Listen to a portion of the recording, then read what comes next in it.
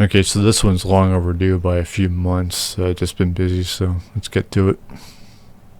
Okay, close.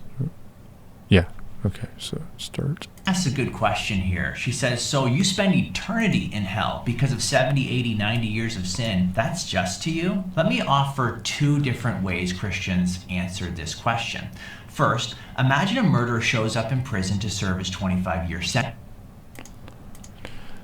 Now the problem here right at the beginning is that most Christians either define sin, quote unquote, as the absence of God and not a mortal crime against another, which I can't understand why murder even is a crime, because God either commits it himself or commands people to do it for him, like the mafia.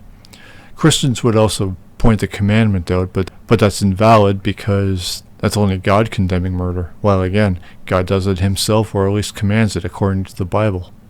Murder being only an example, how is sin actually a crime? How is the absence of God in one's life criminal? Adam and Eve ate the forbidden fruit. What danger did that cause? Causing God to react by banishing them. Shouldn't the idea be to absolve sin? How does punishment do that? Solution isn't the goal? Okay, why isn't it? God needs hell to put those who refuse or didn't know Jesus? Okay, so it's a popularity contest then. Why do you want that? Doesn't eternal punishment make God a criminal? As I've already explained, that murder can't have anything to do with sin, while sin can't be criminal.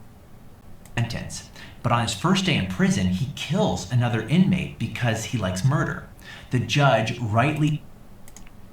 The person likes to kill, which is psychopathy, and I would say the question would be why anyone does like to, but we haven't developed the technological means to correct that behavior disorder, so the question is irrelevant at this point in human history. Well, the reality, in accordance to Christianity, is that many people are, quote, evil because of sin, man's fallen nature.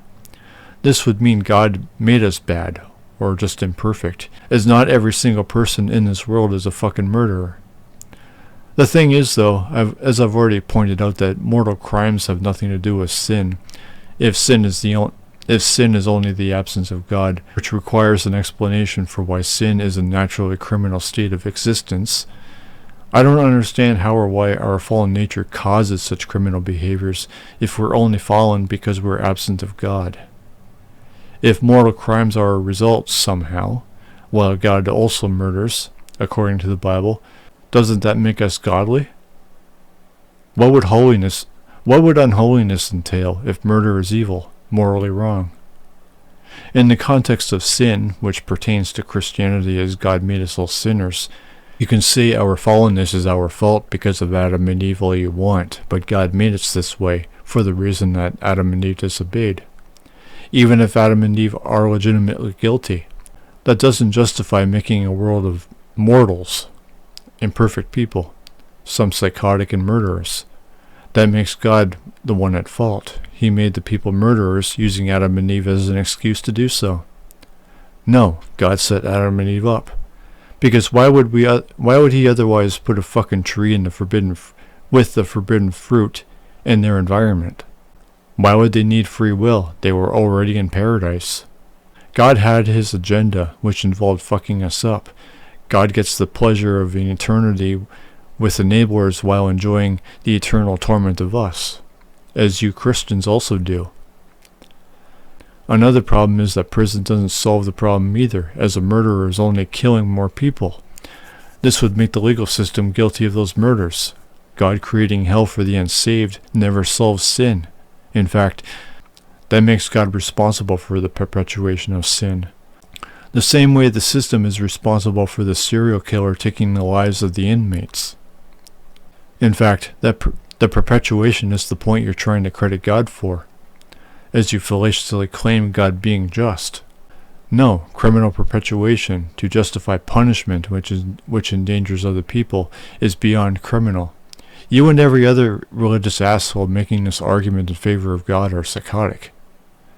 Of course, sin isn't people's crimes against each other, but the crime/offense against God, divine, which is nothing more than rejecting God and isn't any kind of harm to any living creature, but also can't be toward a God, so it isn't criminal. How can it be? If God could really be butthurt by rejection, he's far worse than any of us. Much like as the other guy mentioned, which is something I've been saying for years, only he put it in a lot better words, birth is non-contractual. And birth being the origin of sin, which would make it a crime in God's eyes, this isn't even fucking fair. We're all forced into existence, to participate, to be forced into making a choice of our fate, something which Christians all agree with. Another observation is that God is somehow human-like, in that he punishes for what he considers to be criminal, while we have unjust laws.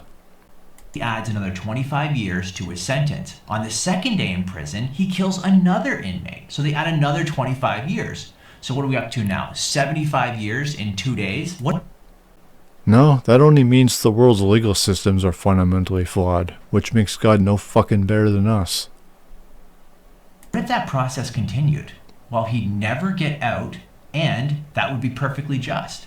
The point is, if people continue to sin against God in hell, then their punishment would never end, and that would be... The problem is that man can't escape sin, and God only forgives, which means there's no possible escape from hell, and means heaven will only become fallen also, making sin a divine existential trap. Pretty sick, huh? And you approve of this psychotic shit. Here's a bonus for you, a little point that I have against original sin. Well, God, really. Because we're all born broken or fallen, whatever the fuck you want to call it, that means that we're naturally evil, and which means that only evil can appeal to us. And somehow you guys turn to God. So what does that make God? Makes him evil, doesn't it? Well, he has to be, because we're all naturally evil, right? So what the fuck? Satan? Well, then that only means both of them are evil. It's just that maybe Satan is the lesser of evils. I don't know. I don't even understand why you would even ask us about Satan. We don't believe sin exists. That's your trash.